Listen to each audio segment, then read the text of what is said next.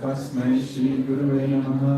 श्री चैतन्य महापुरुषां सात्विकन्येन भूतले स्वयं रूपावताराय ददाति स्वपदान्तिकं।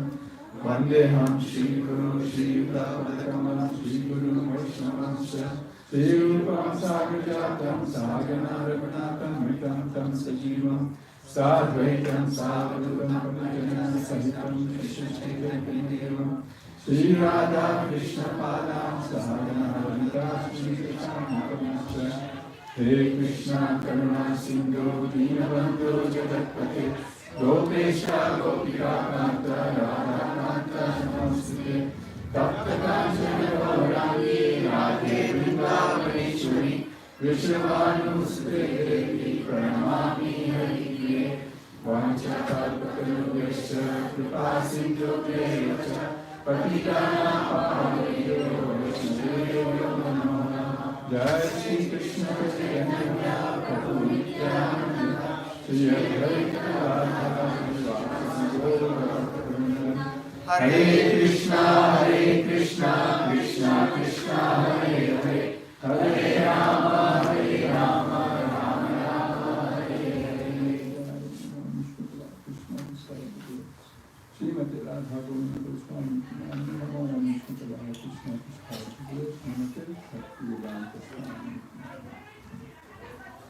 Okay, so as I said, we're going to talk a little bit about Lord Shiva, and one of the most well-known pastimes of Lord Shiva occurs in Canto 4 of Srimad Bhagavatam, and the pastime is about how Daksha, who is one of the coordinators of the universe, who is assigned the job of creating progeny, how he curses Lord Shiva. So we'll talk a little bit about that, and then talk about how we can learn more about Lord Shiva from that pastime and others. Right? So in Bhagavatam, Canto 4, Chapter 2, Daksh, the background is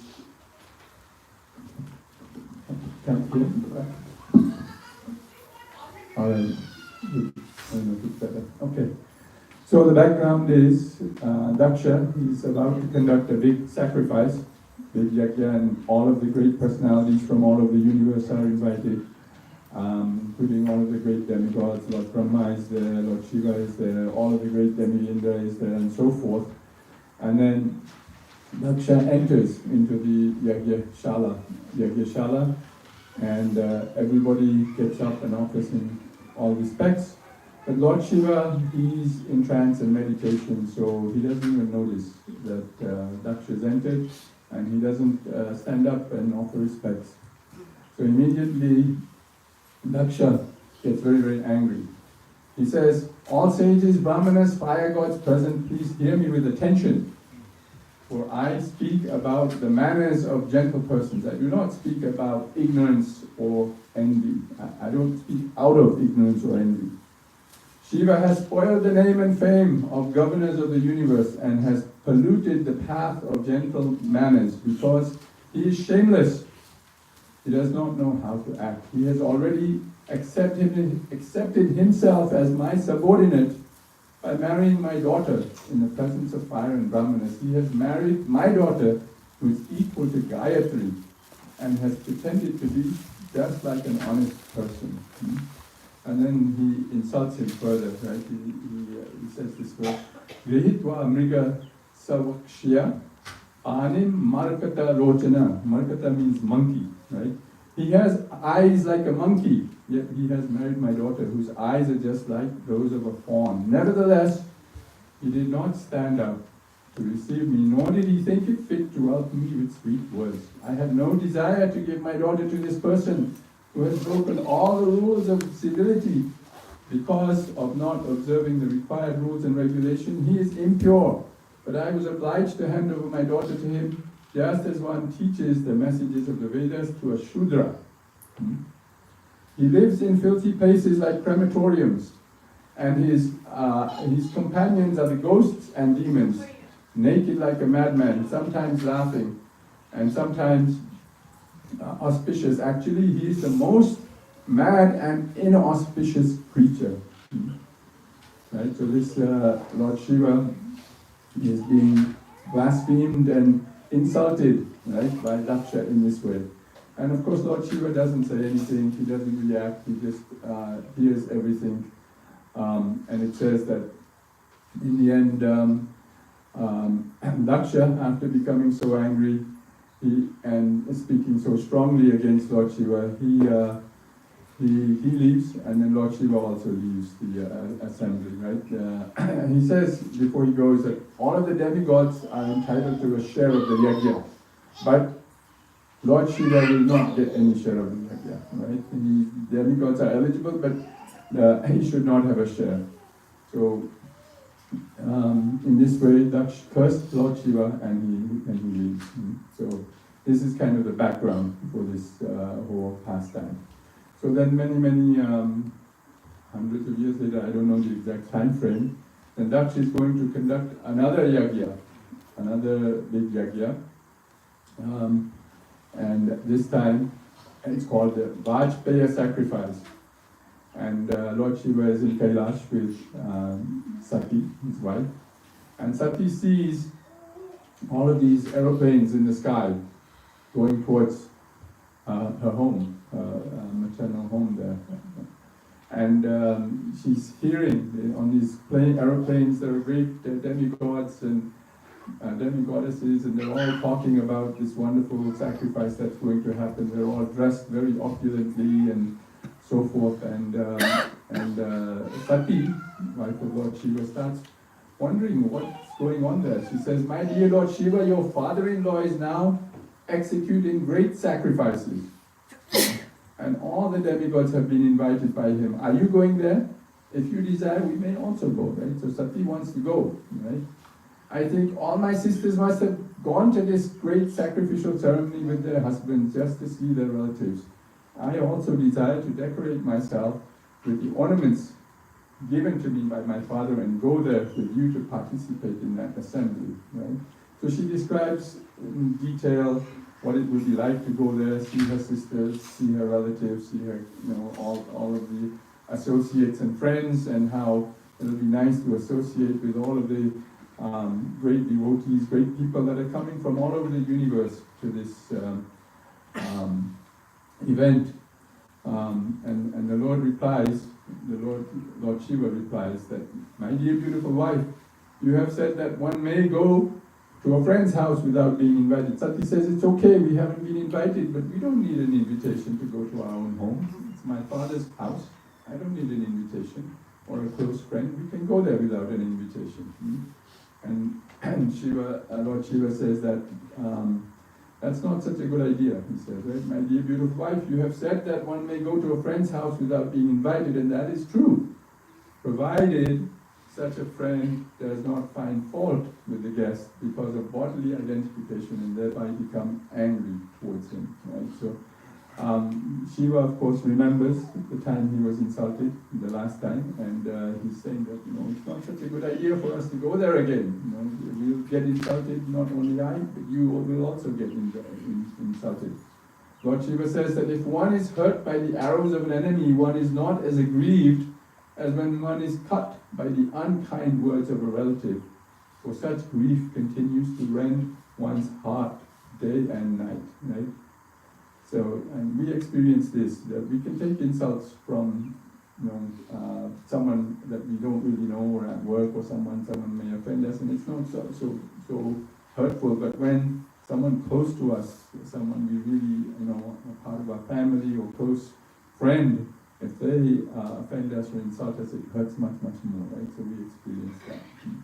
So my dear wife, white-complexioned wife, it is clear that many daughters of Daksha, you are the pet, yet you will not be honored at this house because of your being my wife. Rather, you will be sorry that you are connected with me. Right? So Lord Shiva warns Sati that if she decides to go, or she insists on going, the outcome will not be so nice, right? Here, the chaste lady Sati, the daughter of Daksh, hears these heavenly damsels, as we said, and she's talking about how to go in the sacrifice, and Lord Shiva is basically advising her that, be careful, it's not such a good idea. And then Sati says, "It's okay, you were insulted last time, but why did you do that anyway?" And she says, "Why did you not offer respects to my father like, any normal husband would? And if you didn't do that, we wouldn't have this issue, right?" So then Lord Shiva replies. He says, "Actually, I did offer respects to Daksha.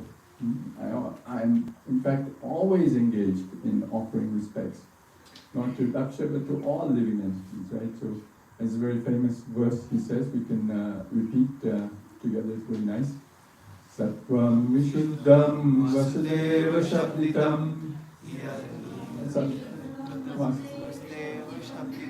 Yad Iyate Tatra Pumana Pavritaha Sattve cha tasmin Bhagavan Vasudevo He Adoksha Jome Namasavitiyate. I'm always engaged in offering obeisances to Lord Vasudeva in pure Krishna consciousness.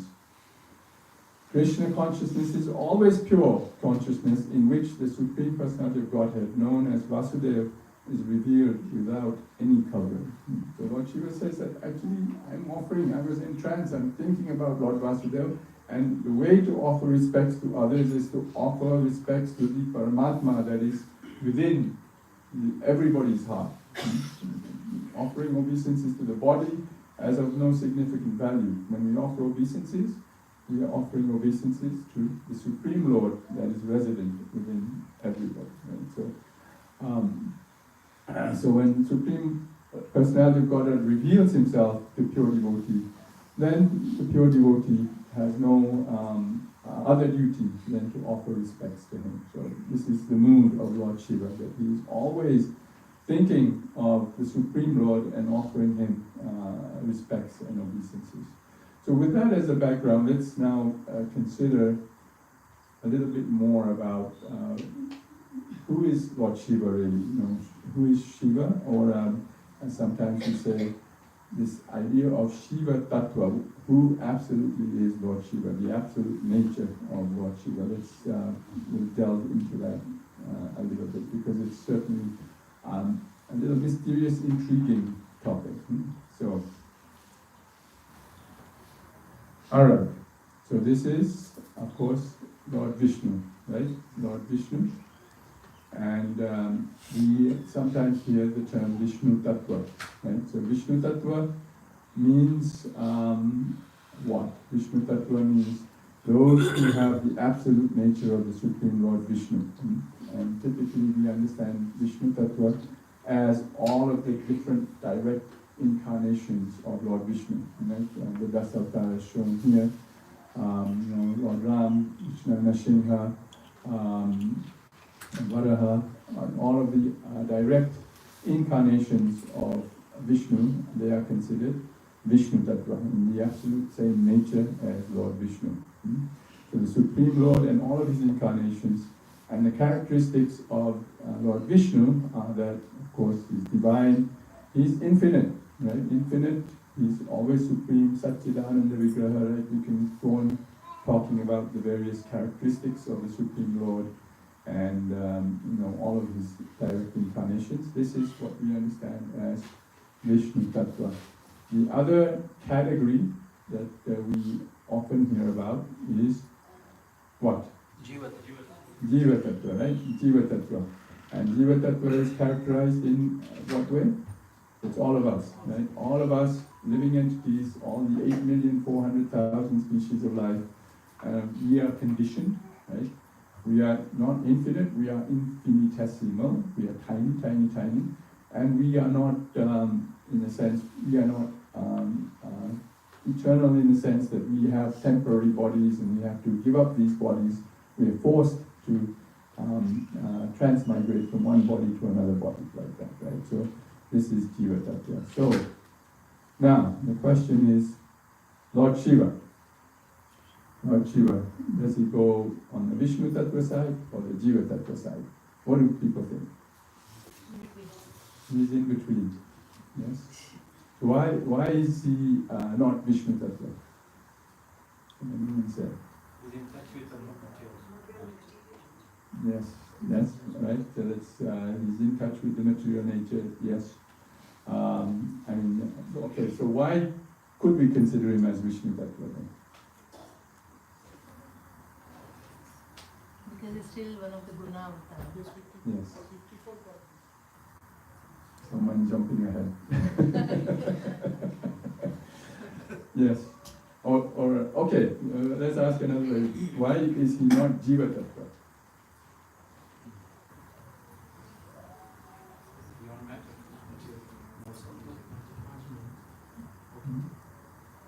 He's not Jiva Tattva, right? He's controller, kind of controller of Jiva Tattva. He's kind of controller. Yes. He also assists in the creation. Yes. And he's not forced to give up his body.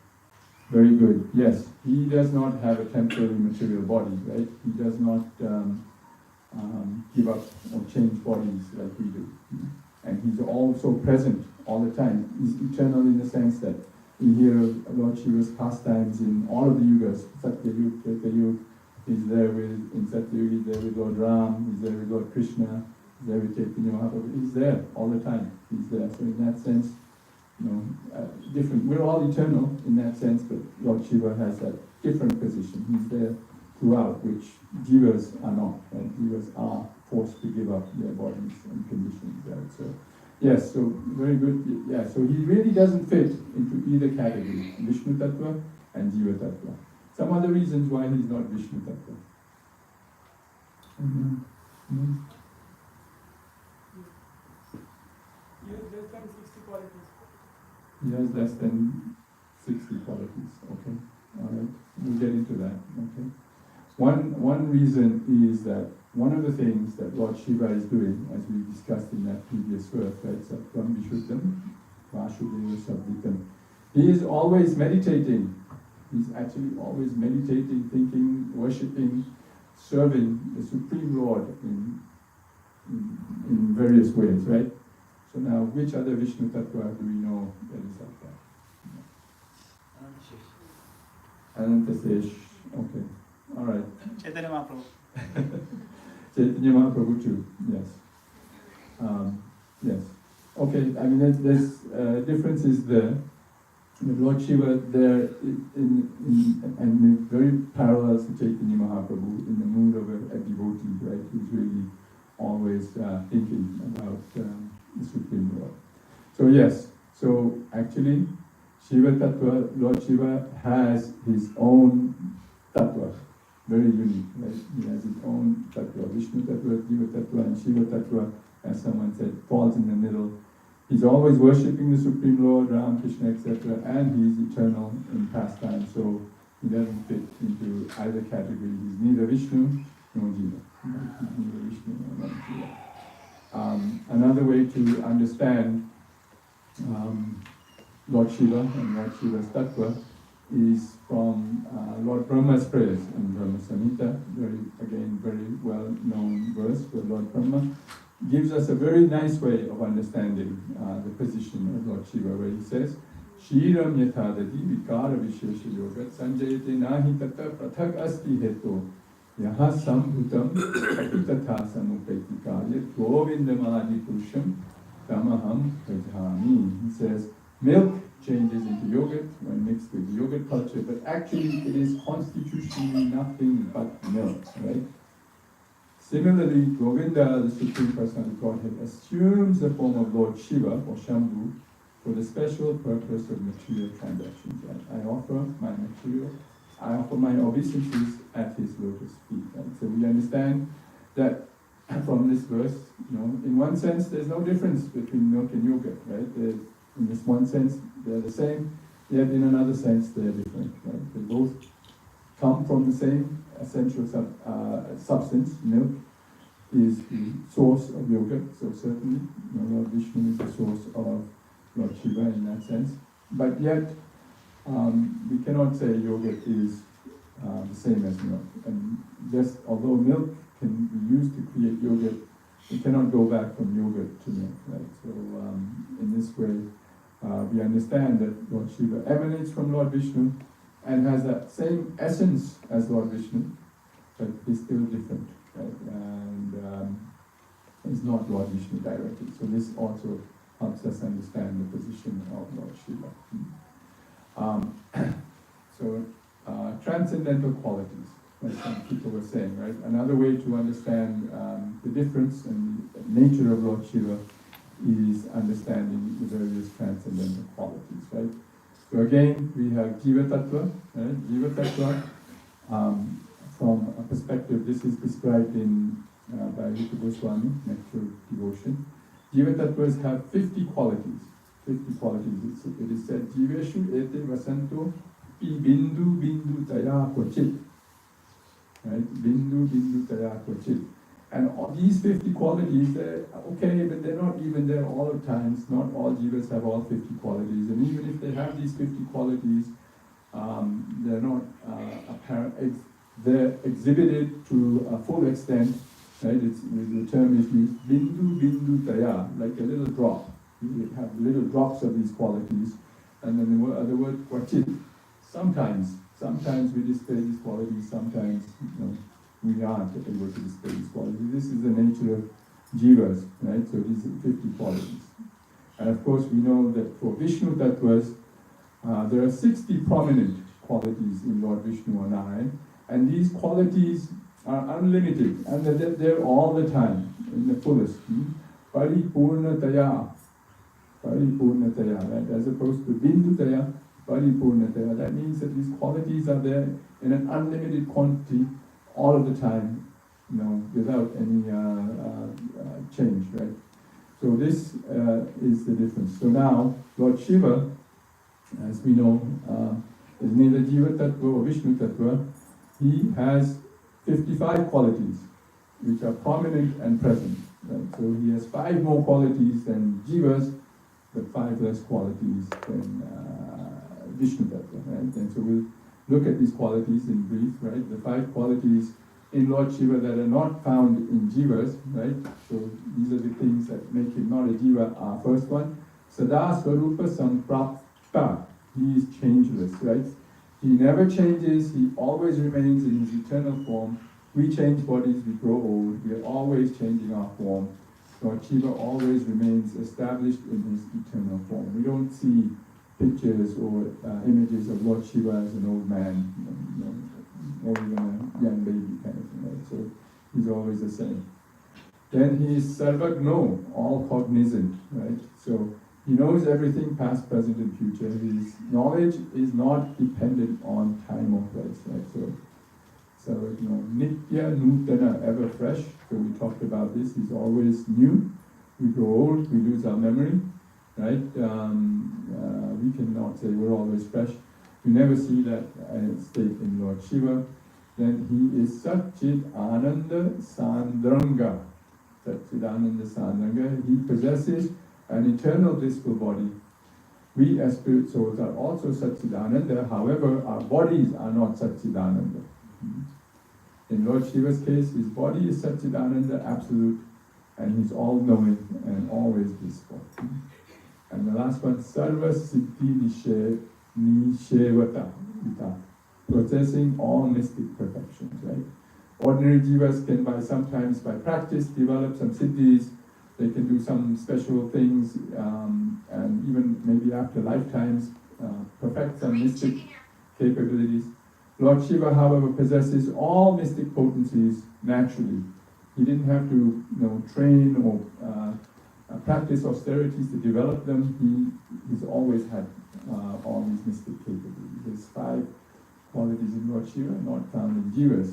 So now we know why he's not considered a jiva atma, but then what about Vishnu Tattva, right? So the other 5 qualities that are in Vishnu but that are not found in Lord Shiva, right? So, which keeps him in special place is Vishnu possesses inconceivable supreme power, right? So, and someone may say Lord Shiva does too, but Vishnu possesses the supreme power. Koti Brahmanda Vigraha. He generates innumerable universes from his body. Now this one's surprising, right? We always thought that's Lord Vishnu. Lord Vishnu does that, right? Lord Shiva doesn't do that, although as we'll see, he's involved in the creation. Avataravali Bijam. So Lord Vishnu, he's the original source of all incarnation. We cannot say that about Lord Shiva. Hatari Gati Dayakha, right? He bestows salvation upon enemies he kills, right? Again, I don't think we can say that about Lord Shiva. Atmarama Gana Karshi, right? He has the ability to attract exalted persons who are satisfied in themselves. So, this is what separates Vishnu from Lord Shiva. And then, of course, just to conclude the area on qualities, of course, we know Lord Krishna, he's above Lord Vishnu also. So he has these very 4 very special qualities only Lord Krishna possesses. Nilamani, right? He performs astonishing, attractive pastimes which are totally captivating. Venu Madhuri, he has this beautiful sweet flute that he plays which attracts the minds of everyone within the 3 worlds. Prema Madhuri. He is surrounded by devotees who possess incomparable Madhurya Prem, right? Which then develop to the highest stage of Mahabharata. And Rupa Madhuri, he has extraordinary beauty which astonishes all moving and non-moving entities. Right? So this is just a side with what gives Lord Krishna even a higher position. Alright, so now we understand a little bit about the absolute nature of Lord Shiva or Shiva Tattva. Let's look at a little bit about Lord Shiva's roles, and how he behaves and he acts, right? And we know some of these already, right? This is Nataraj, right? Lord Shiva is Nataraj, he is the destroyer of the universe, right? This is one of his castes, right? The Tasamukaitikaya. Lord Govinda selects him for a special service, which is to perform universal destruction, right? By performing the Tandav dance. Right? He is known as Nataraj for this very important service. And by nature, why does he have to do it? Why does the material universe have to be destroyed anyway? Someone may ask. If it's created and by design it's temporary, therefore it has to be destroyed. Right? Krishna says it's ashashvatam, meaning it's temporary in nature. By its nature, the material universe is not meant to exist all the time. So someone has to actually wind it up or destroy it. Right? So that service is given to Lord Shiva. At the appropriate time, the material creation has to be destroyed, and Lord Shiva performs this Tandav dance, and in that way, the whole universe at that time becomes destroyed. Right? One of his other services, right? Bholenath, right? He's Bholenath, full of compassion, right? One of his other services is deliver the most fallen souls, right? Including ghosts, spirits, other living entities who are just engrossed in the mode of ignorance. Now, how can he do this? Because he's Bholenath. He's full of compassion. He's full of compassion. Uncomplicated devotion. Bholenath is a representation of Lord Shiva's affability and simplicity. Right? Anyone can approach Lord Shiva and he reciprocates. Right? One other name is Ashutosh. He's very easily pleased, right? And he's forgiving and ready to bestow benefits to anyone who approaches him. He has this very innocent compassion. The naivety compassion of Lord Shiva is not transactional in that sense. Detachment, he's from the material world. He is frequently shown living in secluded places, austere locations, and he's disassociated from the physical world. And that's his preference almost. And Bhutapala, as we discovered, he's the deliverer of the most fallen souls, including ghosts and spirits and other living entities, right? So this is the position of Lord Shiva. Great sage Kashyap Muni describes Lord Shiva to his wife Diti. Again in the third canto, he says, through the chakra-like whirlwind of Dhuli Kumara, dust and smoke, at the Samshan, burning grounds, has covered his matted locks, and his Rupamadeha, reddish body, is smeared with bhashma, ashes. He remains amala, untainted and spotless. He sees all with his three eyes. He regards no one as his relative, and neither does he consider anyone as either favorite or repulsive. Though his character is unimpeachable and he is followed by great souls seeking freedom from nescience, he appears himself as some sort of devil who grants salvation to the devotees.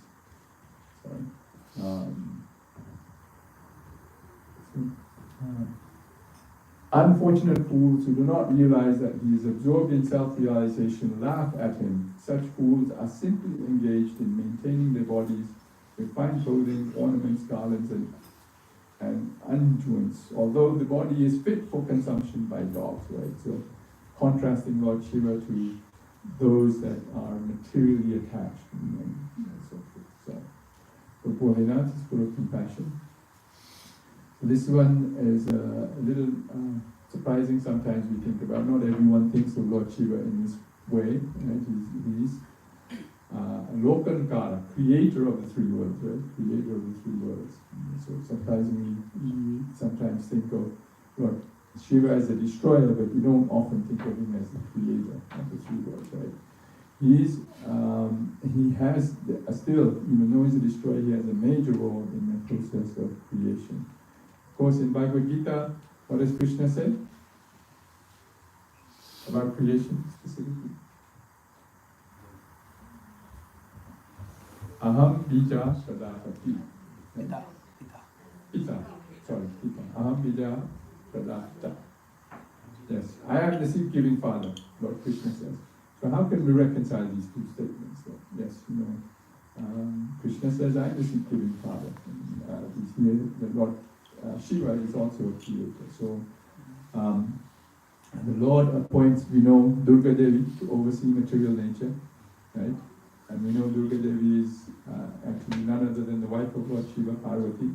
So that makes Durga Devi, in one sense, mother of material creation. So by that definition, if Lord Shiva is her husband, that makes him the father of the material creation, right?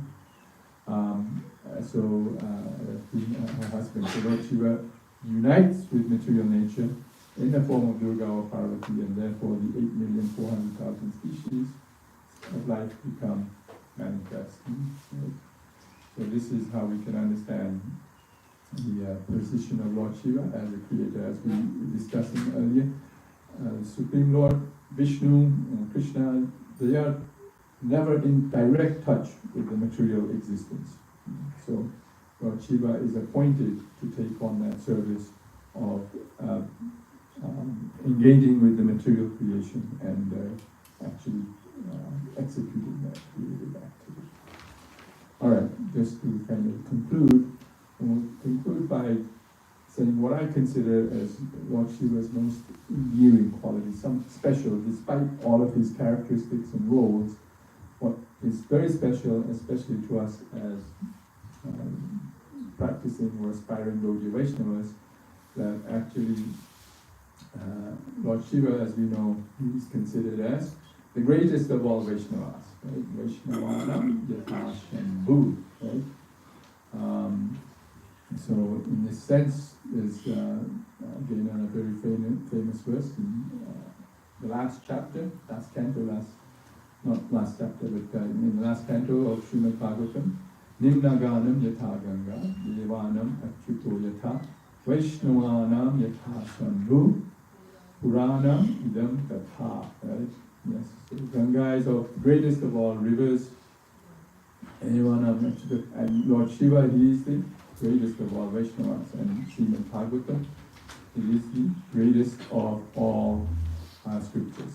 Right? So, Lord Achyuta is the greatest of course, the deity of Krishna. So, if Lord Shiva is the highest Vaishnava, Lord Shiva exists in all these different aspects, then one question regarding this verse is Shambhu, specifically, this form of Lord Shiva as Shambhu, why is that glorified as the topmost devotee? This is a little excerpt from Chaitanya Charan Prabhu, who by the way is going to be giving class next Sunday, so don't miss next Sunday. So he says, in answer to this question, why is Shambhu respected among all of the different types of Lord Shiva or forms of Lord Shiva? Lord Shiva exists at various levels, as he has been rightly pointed out. At one level, there are temporary manifestations of Lord Shiva. These are called the 11 Rudras, which exist in this world. At another level, there is one Shiva appointed for each universe, who is in charge of destruction of each universe. And then the original Shiva is called Sadashiva. He exists on the border of the material and spiritual world. From there, he guides souls who are approaching him as a spiritual master to perfect themselves as devotees of the Supreme Lord. They go back to the spiritual world. In that spiritual world, Lord Shiva is eternally engaged in glorifying the Lord. He, along with Parvati Devi and his associates, are engaged in glorifying the Supreme Lord.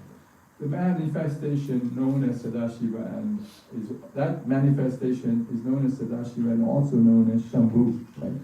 Since Shambhu manifestation is eternal and the most perfected manifestation of Lord Shiva, and because that manifestation acts as the guide for all souls in the journey from material to spiritual, therefore he is chosen for specific glorification. Right? So this is the position of Lord Shiva as the topmost Vaishnava, topmost guide, and guru of one of the four sampradayas. So another reason why Lord Shiva is glorified as the topmost devotee is this beautiful song he sings in again in Srimad Bhagavatam in Canto 4. Right? What makes him the topmost of Vaishnavas? This episode in Srimad Bhagavatam where the Prachetas, the sons of King Prachin Bihari, they're going to perform austerities.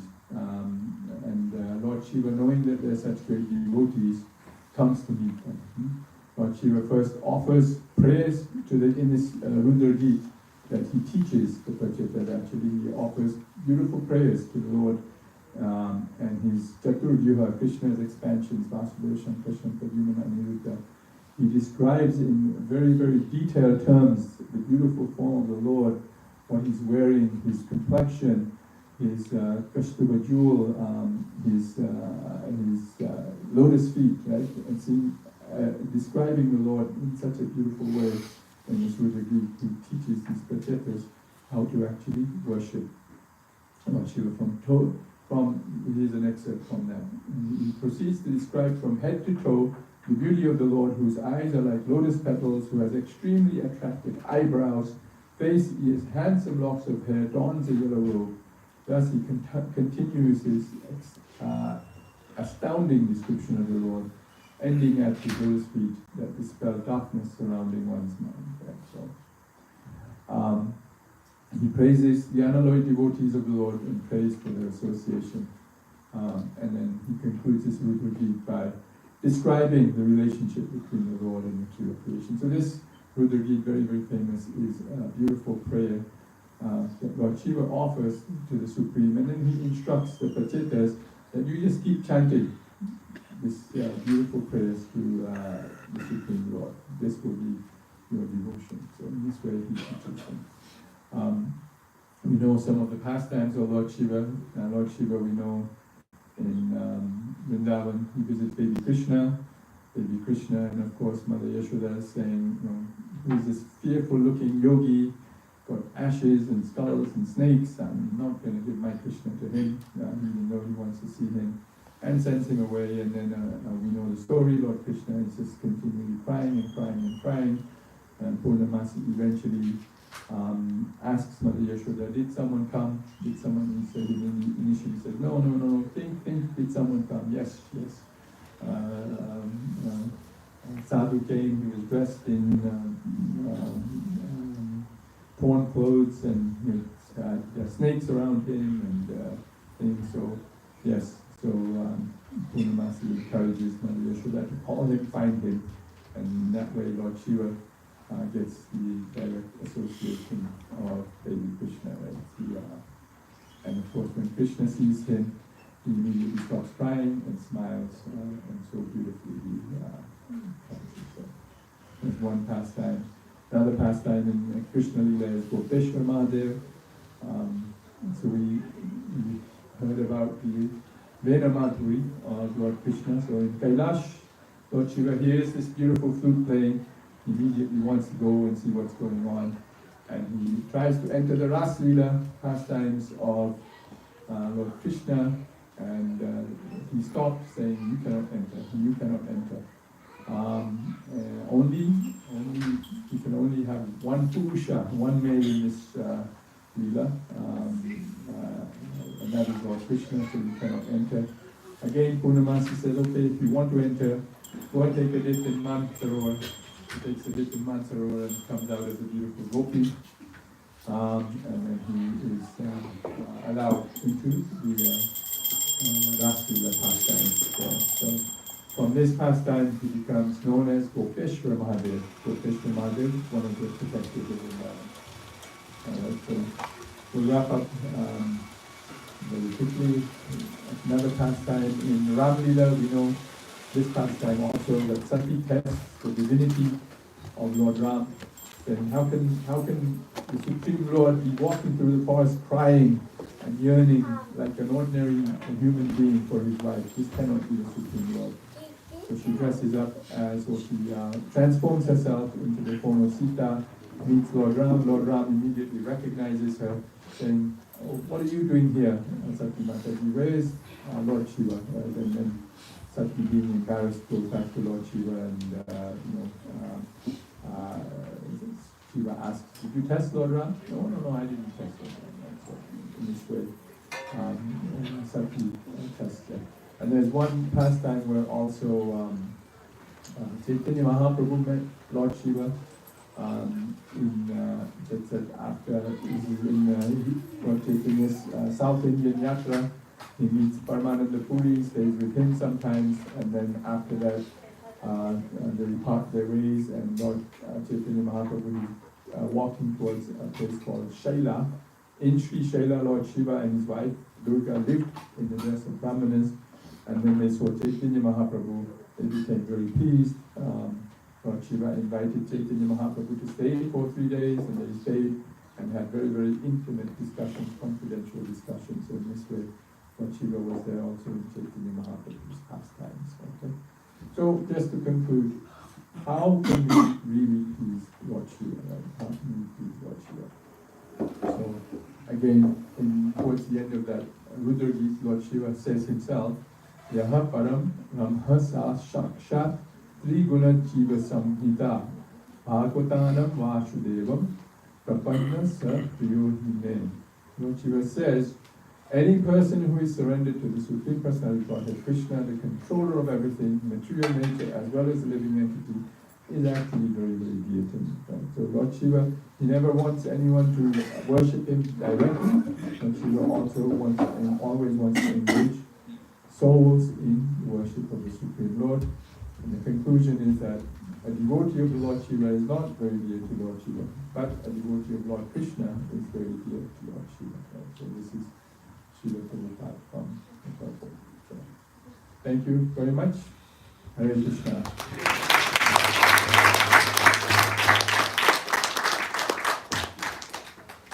Anyone has any comments? I always have to refer you to answer the question.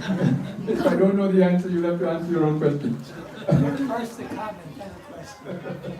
There's also a beautiful prayer by Lord Shiva in the Uddiyana Tantra, the Sri Sri Radha Kriti Naksharaj, where he speaks in glorification of Srimati Radharani to Parvati. Here's my question. You're explaining how Krishna is, Shiva is all-knowing. But then we see he gives a benediction to Krishna and he has to run all over the universe because his head is going to be split. He fights on the side of Banasura against Krishna. So how can we reconcile this with his all-knowing capacity? Yes, so the way I understand it, Prabhuji, this is all the pastimes of the Supreme Lord, right? So in a way, the Supreme Lord wants to engage with his demons in various ways and deliver the demons also. And Lord Shiva becomes an instrument in that process, right? That's my understanding. See, you answered it without asking, guys. Yes, Prabhu. So you know, Brahma, there's a Brahma for every universe, right? Yes. Like, and they have different numbers of heads.